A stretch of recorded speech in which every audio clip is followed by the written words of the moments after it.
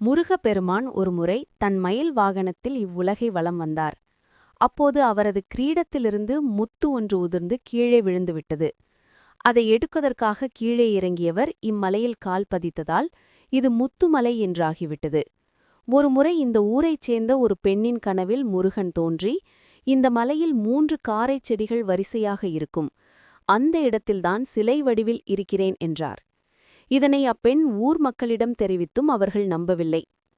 பின்பு இதேபோல் தொடர்ந்து 3 கார்த்திகை தினத்திலும் பரணி நட்சத்திரத்திலும் அப்பெண்ணின் கனவில் தோன்றி முருகன் தொடர்ந்து கூற, அந்த பெண்ணே நேரடியாக இந்த மலைக்கு வந்து காரைச் செடிகள் இருப்பதைக் கண்டு பரவசமடைந்தார். இதன் பிறகுதான் ஊர் மக்களுக்கு நம்பிக்கை வர ஆரம்பித்தது. இதைத் தொடர்ந்து முருகனின் சக்திவேல் நடப்பட்டடு கிருத்திகை மற்றும் விசேஷ நாட்களில் பூஜை செய்யப்பட்டது.